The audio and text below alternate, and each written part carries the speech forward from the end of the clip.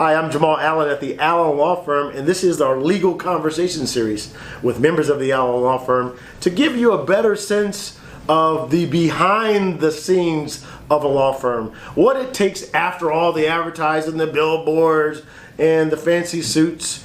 What it's like actually behind the scenes. And after you make the phone call and sign up with our law firm, I want to give you some insight of what happens to get it done. Milo, Yeah.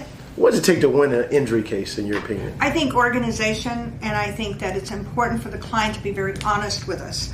If they're having problems, they need to tell us, and to be able to present it properly to the judge, the court, a trial. So let's back up. A person gets in a collision, and after they're released from, say, the emergency room or urgent care, and they've made a decision to at least retain an attorney, what's the first thing a client does after they call our firm? What happens vis-a-vis them and us? Well, what we usually do, or what I like to do, is give me everything. Give me all your problems. Give me everything that's disruptive, and let me start organizing it. You get yourself better. You worry about you and your family, and then I will take care of getting the property damage going, getting records, bills, making sure you're going to the right doctors. So the most important thing is you and how you're getting better.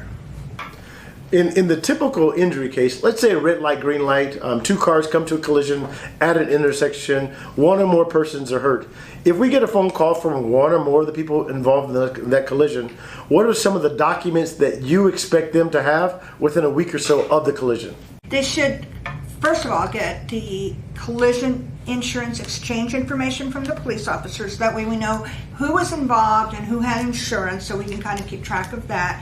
They should have a copy of their own policy of insurance so we can know what they are covered for. Of course, health insurance is important as well, and then any documents with registration that shows the vehicle you were in and how new, if it's registered, if you have a valid driver's license, because all of those things will play into it. I know that there's a significant competition to draw in injury cases, and we've heard of firms Lerner Rowe, Goldberg and Osborne, ALG, larger firms. I don't think ALG advertises as much as Lerner Rowe. I think there's some firms that we know, Rafi, that advertise.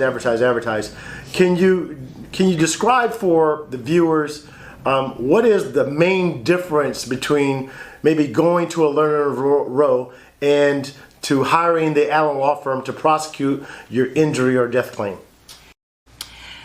In these bigger firms, these cases are always broken down. So you have one person who opens it, then you have another person who writes letters, and so on. It's a mill. You're just a number. Here, you're like family. We know everything about you.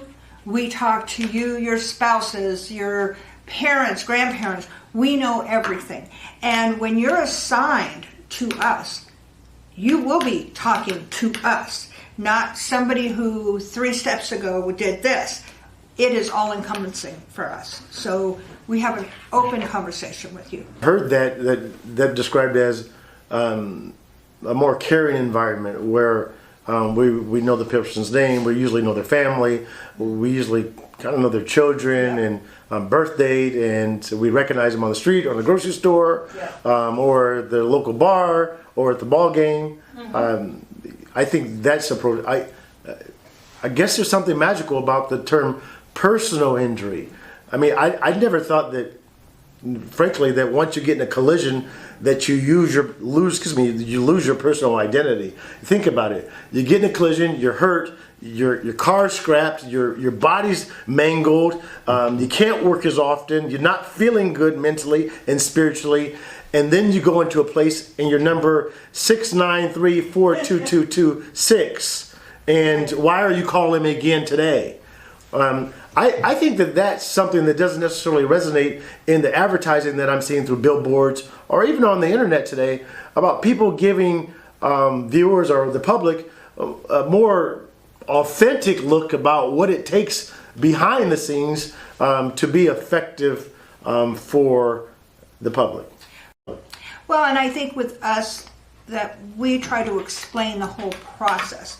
We try to tell them the do's and the don'ts, who to speak to, what to sign, what not to sign, who not to speak to. And I think those things are important. When you're just a number, you fall through the crack. And like I always tell all the clients, ask me before you do something, because I can't fix it after it's been done. And if you've fallen through the crack, then you're more likely to do the wrong things, because nobody's following you, nobody's helping you. And you're breaking mother's back. That is true, yes. I said that's step on the crack. Oh, that part. Would you describe your? Let me see. Tell us about who you are and where you're from and how long you've been in the practice. Well, my name is Milo Leach. I have been doing this for over 30 years. I've worked, part of my experience is from New Mexico. I've been in Arizona for 25 years, and that's all I've ever done, and I've always loved doing it. So this was just somehow came upon me, and I just loved it. Thank you. Now, I want to go into like this one. This is another section. This is going to be, I want to go something hyper-technical. Milo, I know that once, I want to talk about, remember we promised in this legal conversation series to talk about some things beyond, like just beyond the surface. I know that some cases don't resolve by negotiation alone. Is that correct? Oh, absolutely. And then if they don't resolve, they either proceed to arbitration, and in some cases, in the larger cases, they proceed to trial, correct? Yeah. So they have two tracks, either arbitration or trial track, correct? Right. In each of those cases, we know that there's something called a Rule 26.1 disclosure statement. Would you describe for the public what a Rule 26.1 disclosure statement is, please? Please. Sure. It's a list of all of the exhibits, medical records that you'll be presenting to the trial. It also lists people who can be witnesses, doctors, police officers, family members who are going to explain how the accident affected your life and your home life. It will talk about all of your injuries, what you went through, and what you were like before and what you were like after, how much the accident affected you. One reason we're in this legal conversation series, I'm at the Allen Law Firm, one reason we're talking about the things that happen behind the scenes is perhaps to demystify the whole process of retaining a lawyer. Too often individuals are injured or they're charged with a crime, and during the time of stress they need to make a decision, a critical decision about who's going to champion their case. And frankly, it's better to make that during a calm moment than not. And another thing that demystifying the law does for you is it gives you a true choice. Instead of retaining a lawyer or law firm based upon the number of billboards or signs alone, you can actually get a sense of whether they're good people, whether they're going to direct you the right way. I know that from my martial arts experience that I wouldn't want me, my family, or a loved one participating in any dojang where the leaders or the members could not exercise control, because that's just going to be an environment where people are going to get hurt. Similarly, we know that many people drive cars, and I don't like to take my car to the repair facility and they say, well, we're going to give you a 151 point inspection, but I don't know any of the points involved. And so I think that in all the conversation series should help members of the public and help us be better at our job, since we have to describe it. We actually get to meet again. We look each other in the eyes, and I think we affirm our values at the Allen Law Firm, and our values for one another, so that maybe it'll transmit to the public, and you'll see that hiring the Allen Law Firm is probably the best way to win your case. Yeah, because they're part of the team just like we are. It's true. I don't know why I do it every time, because you wouldn't be at the screen if you didn't know where I was. Thanks for tuning in again. I want to talk about this concept of choice. I know you're driving down the roadway, you get to see all the billboards and signs. We're not paying at the Allen Law Firm $10,000 and $15,000 per billboard or more to get business in. It's simply not responsible, and the team has family separate and apart from our legal family. But we do practice law very well. We do advertise through Instagram and through billboards, some magazines, and through word of mouth, and certainly through referrals. In fact, we get about 70% of our clients through former clients and colleagues. And we thank the public for that, and our members, our colleagues. I did want to talk about this choice in this sense. But one of the benefits of hiring a firm that provides you services on a boutique basis is that you retain your name. You're not a number at the Allen Law Firm. We get deep into who you are, who your family is, who your neighbors are, in the appropriate cases, of course. And that is to get a sense of how your life is altered as a result of the negligence caused by someone else. And in that regard, a firm like Allen Law Firm, we're a member of the Arizona Trial Lawyers Association and the National Trial Lawyers Association. And each of these associations has various subgroups, whether it's premises liability, prisoner rights, trucking collisions, medical malpractice, and so on. And each of them provide lobbying for the various causes that help members of the public. And so what happens is that at our firm, I believe it's helpful that if we don't have the pleading in our office, that we can just call a colleague and get not only the pleading, but we can get cases which are similar to the one we're handling for the client today. And in that regard, it seems to me that you don't really want to know that if a person has more billboards. What you want to know is if they're tested via trial, if they're tested through handling cases of great magnitudes, and if they have the support to prosecute your case the right way. And we do, not only because we're skilled, but mainly because we have the support, guidance, and mentorship available through the Arizona Trial Lawyers Association and the National Trial Lawyers Association. And for those reasons alone, I believe people should strongly consider hiring the Allen Law Firm for their next injury or death case. Oftentimes people think of injury as oftentimes people think of a case as two cards coming in contact with each other, right, Milo? Right. So oftentimes we think of a case as a collision between two vehicles. Right. But we know from this side of the law that injuries happen from everywhere, from everything. I've been doing this for so long that I literally can walk into a restaurant and go, that's a problem, that's a problem, that's a lawsuit, because I've seen it, I've done it. You've seen a lot of things, like lights fall from the ceiling and hurt people. The door collapses when you try to open it. So there's a lot of things that cause injuries. It's just not car accidents. How is let's talk about that for a minute. Given that all of your experience in the legal field, and you said just a moment ago, like, as you can walk into a restaurant and you can notice the hazards and the dangers and the potential lawsuits. Do you believe that can be enriching, but that superpower can also be like, oh my God? It's funny because I do actually tell people, like at the restaurants, you have these two mats piled on top of each other, somebody's going to get hurt, or it's curled up, somebody's going to get hurt. This light on the outside isn't working, somebody's going to trip and fall, somebody's going to get attacked. So it just kind of a mindset after all the years of doing this, and people need to realize that yes, you can get hurt at other places, and if it's their responsibility, you have the right to be compensated for it.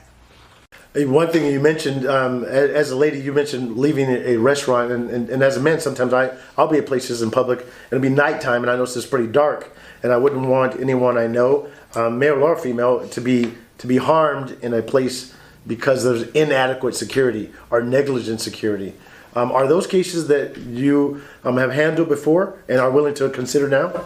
Yes, I have actually handled a really horrific case where an employee was having to park behind the grocery store and was walking to the front. It was nighttime, and she was sexually assaulted.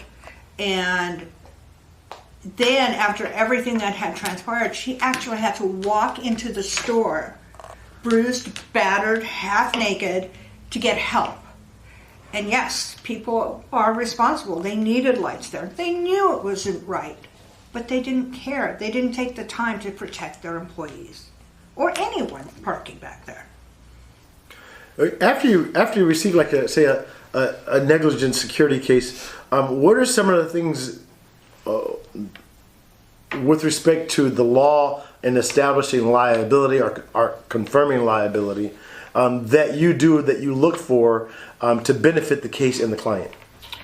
A lot of the times I like to look at, okay, was it an obvious lack of concern for the public, lighting, and whether or not a simple fix could have prevented a lot of things. I also check to see, have they have had problems like this before? Have they ever been sued for something like that before? Because then it goes to show the pattern of a company that they just don't care. Is it your experience that, say, following an incident on a commercial property, and I say incident like a negligent incident where someone's harmed, and I don't mean to make light of any, like you mentioned sexual assault, but I'll make light of anything. But when an incident happens, are the videotapes always available for, like say when someone gets injured on the premises, are the videotapes that we know are around, are they always available for us? Well, you can request them. Now, some of these companies don't always provide them. We do notify them that they have to secure them and not alter them. Most of the time, like I said, there's cameras everywhere. You guys had a criminal case where nobody had cameras on the inside, but there were cameras all down the street. So at some point you have proof. And I think that helps. A lot of the times it's dark. You may not see anything. There's just, no camera is perfectly put in a position to catch right that moment. So at the same time, say a client in that particular negligent security case or negligent security case might be receiving treatment. If I hear you correctly, we're on the other side looking for security cameras, looking for other similar incidents, contacting the defendant to put them on notice of the claim, talking and contacting witnesses through our investigators. Is there anything else that you believe that the client can do to help us with their case at that point? I think that depends on the severity of their injury at the time. If they're capable and they're able, you get names of whoever is around, get some kind of incident report going, get cards from the people who have talked to you. Many times I have people say, well, I talked to a girl, she had dark hair and she was short. Well, that doesn't really help me a whole lot. But yeah, it's important to get as much information as you can if you're able. Some people are not. They're in too much pain, they're unconscious, they're in shock. So the sooner you get someone to represent you, the sooner we can try to retrieve as much as we can in evidence. Is handheld cell phone use allowable in under Arizona law? You cannot do it in your car. You're supposed to be hands-free in the car. Not even texting, nothing. Well, why not? I'm only going to talk for a minute. Yeah, enough to distract you. You look down 1 minute and look up and there's a car in front of you. Happens. Or now you look down and there's a kid crossing the street, because with Halloween and fall break and all of that, it happens really fast.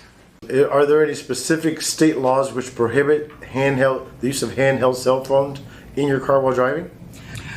In 2021, the Arizona Department of Transportation created a law that went into effect, and you may not use your phone unless you have a hands-free device in your vehicle. Do you believe that the use of a handheld device that is tied to a collision should form the basis of exerting punitive damages against the person who caused the injury or death of someone because they were using a cell phone while driving?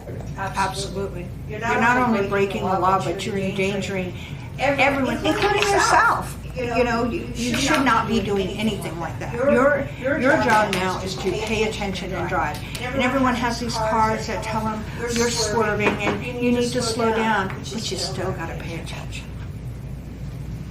Can't have the computer do everything.